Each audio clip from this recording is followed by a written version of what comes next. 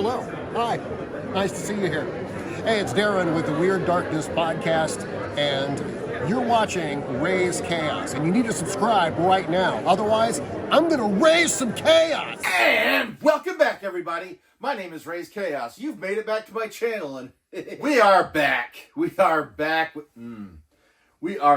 with the first of the cards packs that Mama J sent me. A couple videos ago, Mama J sent me an amazing box. So amazing that I'm still talking about it because it's just that good. But one of the things she put in there, two of the things she put in there, were these two packs of MegaMetal collector cards. And these are old. These are way back from 1991. Now, Raze did get some of these way back because he did collect collector cards for a long time. And then he had a move where he was kind of looking around and he was like, I'm just going to get rid. He goes, I think I'm done with the collector cards. They're not really making them so much anymore. And thought he's just going to go ahead and let these go. And yeah, Raze has been regretting that ever since. Because, you know, aside from the fact that, yeah, you couldn't really get them anymore, but like, you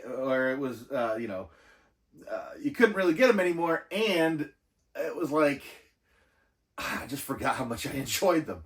So, Mama J sent me a couple of these packs. Like I said, I used to have several of these when I was younger.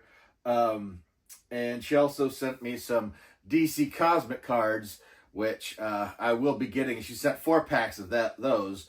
And that's interesting because Raze actually had like multiple sets of those at one point. Like he had all the sets, all the holograms, all of that from that thing. Actually would buy just a box of those just to fit a set together. And yeah, in the Great Purge, those were some of them. So yeah, really excited to get those, to have those again, just to be able to look at them. And the scary thing about it is, you know how Raze likes to get long-winded when it comes to DC Comics. And knowing that there are 4 packs, and much like these, there's 12 cards in every pack. Raze is worried about how long the video would be if he tried to do all 4 of them at once. So, still working on the logistics on that one. Because yes, the first one's obviously going to be long because 12 packs or 12 cards going to be the first pack's going to be unique. I mean, it's like all 12 cards are going to be something Raze is going to go nuts on. And then he can't rate the other ones because he doesn't know how many duplicates he's going to get.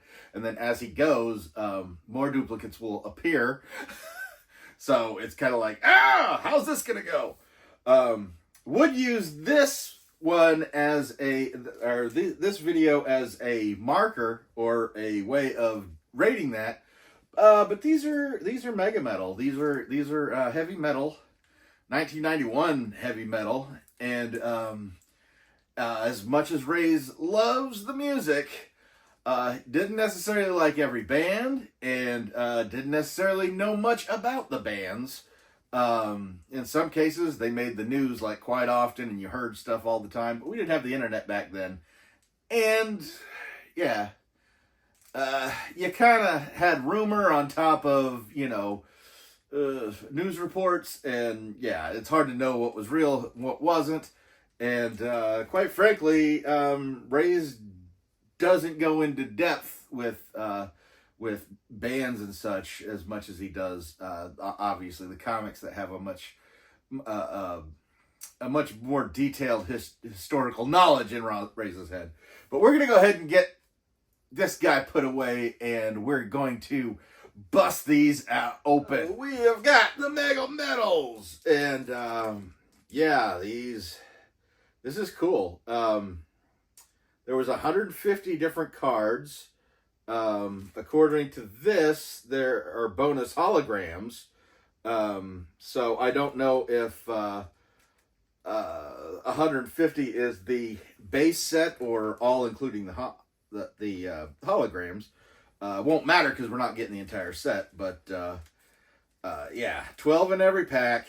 Yeah, we're just gonna tear into these things, and we are going. Yeah, these are plastic. Yeah, these decks are a little. The card packaging wasn't my favorite in this time, but boom, right off the back we've got Billy Squire, and yeah, I will go ahead and read the back of the card. Billy Squire on Creatures of Habit. She goes down. It's about meeting that person who sees right through the bullshit. Lover, blank, and encapsulation of the woman of my life, the women in my life, starting with my mother.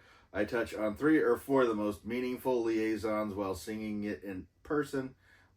Singing it to the God, I can't read these. Lover, an encapsulation of the women of my life, starting with my mother.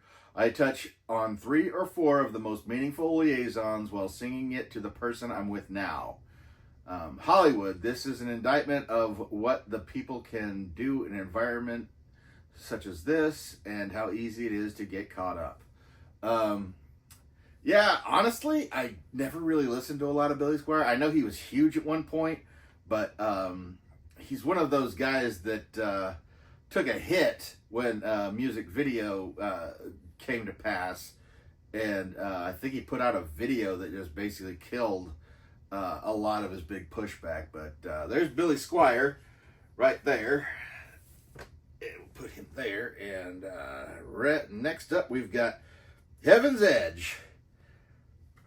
Heaven's Edge lead singer Mark Evans was a bass player until he and guitarist Reggie Wu got together.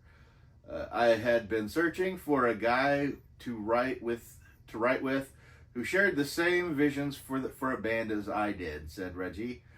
I didn't know Mark wasn't happy, but I contacted him anyway. He invited me over to his house to write with him. Within the first hour, we both realized the chemistry was right. Okay, well, Heaven's Edge, like, honestly, I've never heard of. I used to have these decks and everything, but there were bands that I didn't really know or listen to, so Heaven's Edge is not something that Raze ever listened to, so ouch. Not getting to a big start here, but the next one is Nuclear Assault. Another band that Raze doesn't really know about. About their reputation as thinking man's speedcore, John Connolly says, I think if you're going to say something, you may as well say something that means something. It's all well and good to write 10 albums about partying, but after a while, that's got to get played out. At least it would for me. I wouldn't be satisfied doing that. I don't come out and tell anybody they have to think the way I do, he concludes. I think the main thing is think for yourself. Good message from a band Raze has never heard. Wow! I would think that I would know a lot. I'm kind of amazed that, I mean, I've heard of Billy Squire. I've heard a little bit of it, but it really wasn't something I got into. A little surprised that we've gotten 3 cards in and Raze doesn't know anything about these. Oh yeah. Raze isn't used to doing videos on stuff he doesn't know about, and heavy metal he thought he knew something of, but this is really proving he doesn't. So the next one up is SS. Is that it? I mean, there's some smaller writing up here. can't really read it. It's too small. But Robin McCauley is the guy on here. Save Yourself is the anthem Robin and Michael have wanted to make ever since they first formed their partnership. This is much more what Macaulay Schnecker Group is about. Maybe that's what it is. That's what that top thing, Macaulay Schenker Group is. That must be the band. We wanted an album that was a lot more guitar oriented, a lot harder, but still keeping the melody and hook lines, which we particularly like. Robin continues, they're not contrived. We just need heavier riffing. So, wow, Raze is really drowning here. Really thought I'd do better on this one. But, yeah, gonna be able to at this point because a little bit better. Judas Priest, this I do recognize. So, yeah, keep a little bit of cred. Wasn't the biggest fan of Judas Priest, but, you know, especially at the time Raze was in high school, Judas Priest was in the news for the controversial playing the song backwards and kids blowing their heads off, a kid like killing himself over it.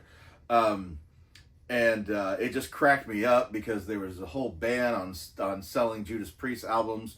And then, just a year or two ago, Raze was actually in a Walmart walking past the little grab machine. And what's in the grab machine? A Judas Priest Funko Pop. And I'm just sitting here thinking, oh my God. What a difference 25 years can, well, I guess 30 years could make. Even more than that. Wow. God, thanks for making Raze feel old.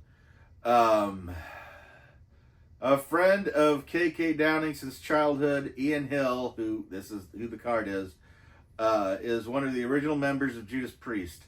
About the group's closeness and friendship after so many years together, he says, we are no prima donnas in this band. There are no prima donnas in this band. We are all friends, but when we get off the road, we know to stay away from each other for a little while to keep ideas and stimuli fresh. Solid advice right there. We're going to go ahead and put this, yes, Raze does know some of that. And, yep, okay. Here you go, Mama J. You sent me the card. I should have known there was probably going to be one of them in here at the very least. But we've got Bon Jovi right here. John Bon Jovi. And, oh, it's cute. It's got his little Superman tattoo on his shoulder. That, you know, yeah, we all saw it way back then. We knew. Playing live, says singer John Bon Jovi, is what it's all about. Just me and the guys and our fans. According to the Honolulu Advertiser, fans think John Bon Jovi is everything a metal rock band should be. Loud, swift, sweaty, clad in black, portraying music as a sensuous sexual art form. Bon Jovi helped friends select the songs in the band's third and fourth albums, Slippery When Wet and New Jersey. And honestly, those are the two albums that Raze knows the most about as far as Bon Jovi lore goes. So this gets to go in the stuff that Raze did know about. Oh, I do not like the ratio here. And I mean, yes, I did mention that I did know something about Billy Squier, but not really enough. I mean, what I explained was what he knew. Yeah, these are getting really hard, but oh, yeah. Another big one that Raze did know, Iron Maiden. That is some stuff. And this is the Dave Murray card. Iron Maiden rocker Dave Murray was born in Clapton, East London on December 23rd, 1956. He taught himself to play the guitar and joined the band in 1976, second only to Steve Harris as the longest serving members. Early influences on Dave's guitar style were Eric Clapton and the late Jimi Hendrix and Paul Kossoff. The black and white Stratocaster, since owned by Paul Kossoff, is Dave's proudest possession. That is cool, and that makes a lot of sense. Iron Maiden was one of those bands that Raze really loved. That was, although Raze tended to lean towards Alice Cooper more than any other rocker, he was like the big guy for Raze. Between the Doors and Alice Cooper, it's a weird combination, but honestly, in Raze's head, it makes sense. But Iron Maiden was like right there because that was what the majority of his friends listened to. Raze was the odd one out because he would rather listen to the Doors and Alice Cooper, but like this is what was always being played, and this is what Raze was used to. So, and honestly, Raze just really felt that Iron Maiden didn't get the all the props that they deserved, even though they got an awful lot.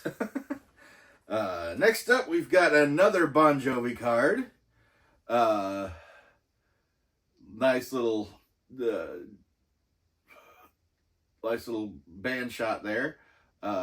Recording begins in November '91 for a new Bon Jovi album. Right now, we're together actively writing new songs, says John. The album will be released in the summer of '92, followed by a Bon Jovi tour even more extensive than Slippery When Wet and New Jersey. Lots of cities over the world. The road is home to that band. And that's where it comes full stop, because Raze can't think of another Bon Jovi album or another Bon Jovi album after New Jersey. In all honesty, it's kind of like, whoa, what did he play? Especially if it came out and released in the summer of '92. That's like, can't even think of anything. I mean, he remembers the Blaze of Glory soundtrack, on the Young Guns soundtrack. And he remembers the solo stuff, but yeah, can't think of what the album that they're talking about is on that. That's weird. And then we got Skid Row. Skid Row was another big one, especially when Raze came out. They were really, I mean, as much as I loved it, they came out with a boom, but like, they slowly kind of slid backwards, back into the ether, and still love the Skid Row album. I mean, that was just, I always love it. It still gives him that charge. Sebastian Bach has a few favorite heavy metal bands of his own: Judas Priest, Spread Eagle, Love Hate Circus of Power, Dee Snider's new band Desperado, and a New Jersey band called Linsk. His favorite songs include Tumbleweed by Love Hate, Broken City by Spread Eagle, He-Man Woman Hater by Extreme, Painkiller by Judas Priest, and I Am Evil by Desperado. Sebastian Bach. Raze actually knows somebody who, we'll say, spent some time with Sebastian Bach. And no more details than that, because Raze didn't want any more details than that. But 90s, you can imagine. A little bit after the 90s, I will say. And we've got another Skid Row album, and this one's Scotty Hill. Scotty Hill is 5'11" tall, weighs 135 pounds. He drives a 90 Mustang GT, black. When it comes to women, he says, I'd like to find someone who won't mess me over physically. I like girls with nice butts. I hate people who lie, and I hate instigators.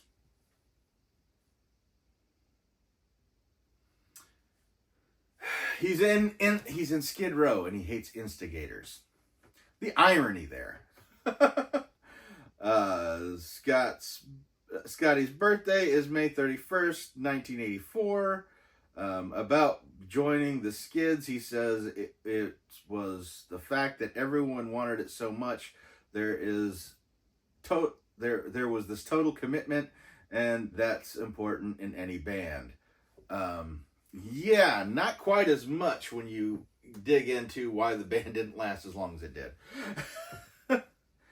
And next up we have LA Guns, which Raze actually does know that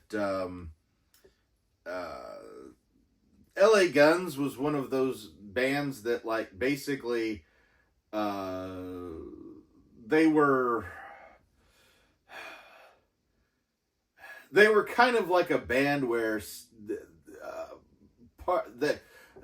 an earlier version of them kind of broke up, and the people from that band went into Guns N' Roses, and the rest kind of formed LA Guns. Obviously, Guns N' Roses went on to be very well known, and LA Guns not so much. The back of the card says the LA Guns N' Roses connection. Tracy Guns and Axl Rose played together in the band Hollywood Rose. Tracy left Hollywood Rose to start LA Guns, and Axl joined him. Then Axl left to form Guns N' Roses, which Tracy played in for a while. After Tracy left Guns N' Roses, he reformed LA Guns with Mark Cripps. So, yeah, that's what Raze said. That they kind of broke. So yeah, this is one that Raze did have earlier knowledge of. And then you've got We've got Slaughter, the last card in this pack. Dana Strum, born December 13th, 1959. Dave Strum is the son of a microbiologist and a microchemist. He has two younger brothers, Greg, who is now a magician in Las Vegas, and Mark, a real estate agent in Malibu. Dana remembers wanting to be a musician as early as kindergarten and joined his first band when he was a teenager. While in the group Bad Axe, he gigged around LA playing Starwood with Van Halen and Quiet Riot. So, yeah, I remember Slaughter had some bits while Raze was in high school. Oh yeah, that was so great. So much better. Raze is proud to have known more of the people than not in that thing, but it did look pretty grim at first. So, yeah, that's the first deck, or first pack. And going into the second one, what do we got? I didn't get any hologram cards, did we? Oh, yes, we did. We've got an LA Guns hologram card. And just the logo with lightning behind it. I don't know. I'm gonna try. Obviously, if you've watched this far into the video, you've seen Raze has been taking pictures of some of these, of at least the front parts of these cards, since he's reading out the backs. The backs really don't have much on there. This one is a hologram card. Don't know how that's going to show up. We're going to go ahead and this has got all the people in there. It says it's got all the members' names on the back. Kelly Nichols, Steve Riley, Phil Lewis, Tracy Guns, and Mick Cripps, the LA Guns. So, yeah, we did get a hologram person. I'm going to put that in the middle there. And next up we have, another Bon Jovi card. This looks like the organist, David Bryan. So, let's see, David Bryan and his hot keyboard are included in the new video documentary, Access All Areas, A Rock and Roll Odyssey, a 90-minute depth into a look at Bon Jovi on tour. Access All Areas features exclusive interviews and live performances with music from Slippery When Wet and New Jersey. The rockumentary will be released in 1991. So, yeah. This isn't a paid advertisement because it came out in 91. So if you didn't know, they ain't giving me a kickback. Okay, next card we have another Iron Maiden. This is Nico McBrain. Oh gosh, I've never pronounced his name right. Born June 5th, 54. Became interested in drumming at age 10 after seeing a drum solo on TV. Early influences were Ringo Starr and Keith Moon. Okay. Sorry, that just seems like an odd mix. Nico played in a succession of local bands while in school and later turned semi-pro. In 1980, he joined the French Rockers Trust and met the members of Iron Maiden. While the Trust supported them on their UK tour, in 83 he was invited to join the band. So yeah, Iron Maiden has had quite a roster. So, and then we've got the Slaughter card, just the whole band card. Slaughter captured its first year on the road in a 60-minute home video entitled "From the Beginning," featuring the band members' homes in Las Vegas, concert performance, and rare studio footage. Performing is the only way a band can prove they can really rock. That used to be true, explains Mark Slaughter. From the very beginning, we said we'd let our music do the talking. Luckily, people like what they hear, so we keep going up louder and louder. That is pretty accurate, putting this in the already new pile. However, Milli Vanilli kind of threw a huge wrench in that with their lip syncing, because nobody had really even believed that was a thing that could happen, and even though, it wasn't completely uncommon that some people like Madonna and Madonna is one for sure, and I'm sure other performers did it, but I mean, primarily you'd have people that were dancing and singing at the same time, and in order to keep their vocals clean, they would record the vocals separately to help enhance the performance, because this was like really big into the music video age. So you kind of wanted to make it look and sound as close to what people were seeing in the music videos. And while heavy metal bands were really good as far as, you could tell you were watching a live band, some of the more dance-oriented music that came out, they really kind of needed that backing track to try and keep that level of accuracy going. And some do, some don't, some sometimes do and sometimes don't. It's really kind of a mixed bag when you're doing live anymore. Thankfully, you've got your mainstays that are gonna do it, and Slaughter obviously was definitely somebody who was actually out there performing, because that was their thing. Next up, we've got another Skid Row. Looks like we got two Skid Rows in a row, and this is Rachel Bolan, who is he was the guy that everybody recognized because he had the nose ring chained to the ear.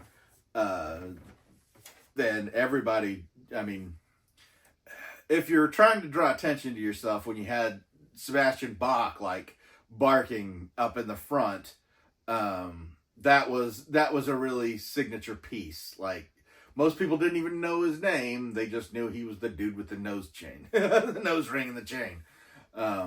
Skid Row co-founder Rachel Bolan was born February 9th in Toms River, New Jersey. He credits Sex Pistols, Ramones, Beatles, Plasmatics, and Kiss as early influences on his career. Rachel once unsuccessfully attempted to make a flash bomb in his father's basement thanks to Circus Magazine feature on Kiss. In my case, I was always a hyper child, complete pyromaniac. Well, that's yeah, those are the people that we listened to when we were kids. And then we go from the guitarist to the drummer of Skid Row, Rob Affuso. Some personal information about Rob. His favorite colors are black, purple, and green. He loves spicy Italian food and has 3 pets. Cats, Abby and Boa, and a 3-legged dog named Lacey. In his spare time, Rob likes to hang out and party with other guys in the band and see bands in the area. Snake and I play softball a lot, he adds. So, there's that. And then we're going with LA Guns again. Another LA Guns guy, Steve Riley. Prior to joining LA Guns, Steve Riley played in Wasp. Not one of my favorite bands. Played in Wasp, Keel, and Roadmaster, which he calls a late incarnation of Steppenwolf. Drummers Buddy Rich and Gene Krupa influenced Steve's career. He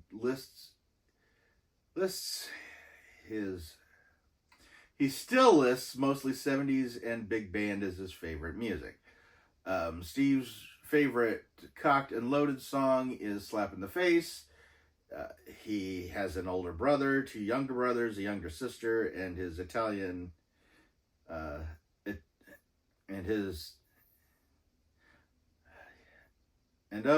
what the heck? He has an older brother, 2 younger brothers, and a younger sister, and is of Irish-Italian ancestry. Boston is his hometown. So Steve Riley of LA Guns. Probably the one I know the least about that I'm still putting in the knowing pile. Yeah, they're really kind of up in the air with what they put on the back of these things, aren't they? Oh, but this is a undisputed legend of all time in the MegaMetal. This is Robert Plant. And, Robert Plant. I mean, come on. He's lead singer of Led Zeppelin. Everybody has heard Robert Plant, no matter what. He's had a long career, even afterwards when he went solo. We knew there was something special about Stairway to Heaven from the first moment we started working on it, said former Led Zeppelin lead singer Robert Plant. We were out in the country when Jimmy Page started coming up with the song's basic structure. We knew it was unlike anything we had done before, unlike anything anyone had done before. It's a wonderful song, and the dynamics involved, the way it slowly builds with each instrument coming in independently, was a truly revolutionary concept. It's cute hearing this, knowing that Robert Plant is absolutely sick of Stairway to Heaven now. He will admit that it was an amazing accomplishment, but he has heard it so many times. He doesn't care if he ever hears it again. I have seen interviews with him where he has stated this. He is sick of that song, but I mean, he's been writing it since they put it out, so they can't really complain too much. But yeah, that is Robert Plant, the legend. It was really funny once when I was in high school. Somebody had given me a ride some point, and they popped in a Robert Plant cassette tape because Raze is old. And it was funny because he was giving a ride and everything, and as we went, he was like, "You like Robert Plant?" And I'm like, "Dude, who doesn't like Robert Plant?" But yeah, here we go. We've got 4 more to go. And we're dipping back into Iron Maiden here. And this looks like the Number of the Beast album. Maiden's third album, The Number of the Beast, was a huge success worldwide. Its release Its release was followed by the Beast on the Road tour. This 7-month tour included 180 gigs and featured the band's first headline concerts in America. Yeah, Raze didn't hear about Iron Maiden till later, but, you know, I mean, it's still, the imagery's all over the place. In the 90s, Iron Maiden was everywhere. Like, you didn't hear the music as much as you just saw the imagery everywhere. It was heavily pushed in every album cover because they had some of the best album covers of all time, in Raze's opinion. Okay, next up we've got Vixen. And I think Raze has only heard one song from Vixen. And, yeah, I don't really know that there was too much to them. Looking back, I think it was more like there's the women heavy metal band, which I could think of bigger. I could think of other heavy metal female-led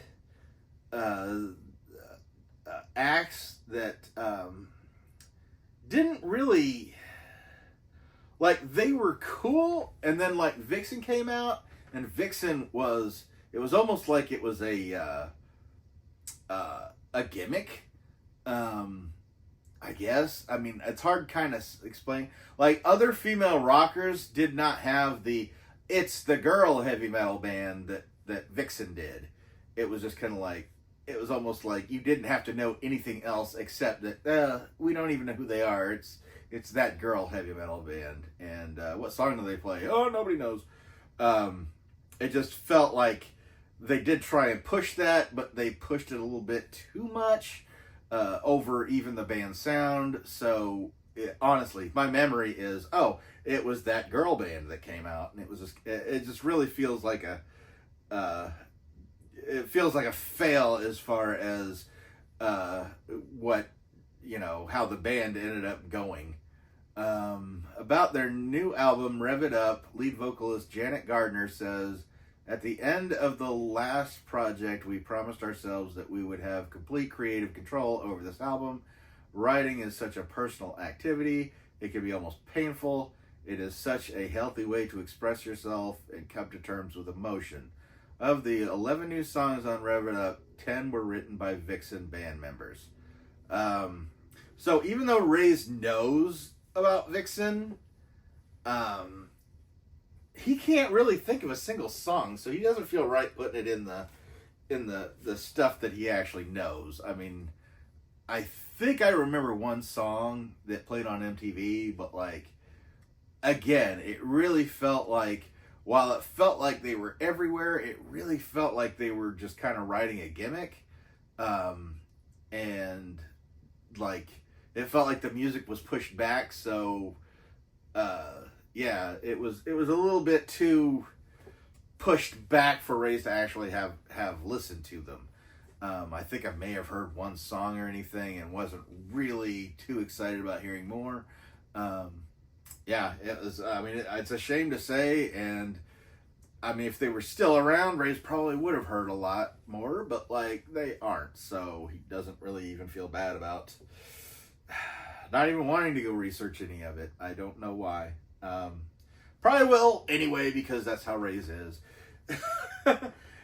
Sometimes when Raze is doing this stuff, if he is talking about something that he doesn't know about, checking out this much will make him go learn more, because yeah, that's why Raze knows more than you. Just having fun there. Yeah, I'm sure there are people that know more about Vixen than Raze does, and that's awesome. They always will know more, because we don't know how much Raze is going to look into it. But here we've got another Slaughter person. Almost said character, because Raze is used to talking about fictional characters. But this is Slaughter. This is Mark Slaughter. The songs Fly to the Angels from Stick It To Ya was written by Mark on an acoustic guitar. It's about a deeply personal experience. Mark looked up a high school girlfriend only to find out she had just died from mysterious circumstances, and her funeral was the next day. This song is about letting go, says guitarist Tim Keeley. Fly to the Angels was released as a video. And yes, Raze remembers that song. He didn't know that little particular backstory to that song. But when Raze ends his videos, he usually has the statement he uses, which is a quote by Hunter S. Thompson, who said, life is full of odd moments. You never know when you're going to be defined. And that would be one of those odd moments where just looking up an old friend that you hadn't even, that just kind of popped into your head one day, and then finding out they'd passed and their funeral was the next day. That's one of those things that will really change your mindset on things. It hasn't happened personally to Raze, but finding out people that he knew have passed, is usually kind of a shocker to find out. And as you get older, it happens a little bit more often than you would like to know, like to think about. But we are on the last card, and this has been a little bit of a struggle for Raze because, like I said, he does get long-winded, and it makes me wonder how long these DC Cosmic cards are going to be, because he really goes into it. But in a full circle, we've got another Billy Squier card. This isn't the same one, is it? This isn't a duplicate, is it? Nope, it's not a duplicate. So yeah, Raze went all the way through this, well, obviously, with no duplicates, 2 packs in. Billy Squier has impressive career highlights. Jamming with Jimi Hendrix when Squier was 19, a televised 1983 jam session with Les Paul and Jeff Beck, record-breaking headlining gigs at Meadowlands, the Outdoor Blossom Music Festival, the release of his newest work, Creatures of Habit, and stacks of platinum records with sales of more than 11 million copies on his 6 previous solo albums. He really did have an amazing career, and it really kind of blows me away that Raze can't even name a single one of them. That really kind of tells you that when about the time Raze was hearing about it, he took a nosedive, and how one wrong move can totally derail a very, very promising and very strong career. But yeah, I mean, yeah. But again, this really isn't Raze's forte as far as talking about heavy metal groups. It's it's one of those things where it's just like these are awesome, and it was fun going down a little bit of nostalgia because this was the stuff that Raze surrounded himself when he was younger. But it was before he really got into a level of wanting to learn more about bands and stuff. So this was a lot of fun, and really appreciate Mama J once again for sending me these cards. Almost feel sorry for anybody that's gonna have to sit through. I don't know how long this video is, but it's already making me feel sorry for anybody that has to sit through the DC Cosmic cards. Because Raze is going to do this. Because Raze doesn't necessarily go for views. He goes for basically just showing off and talking.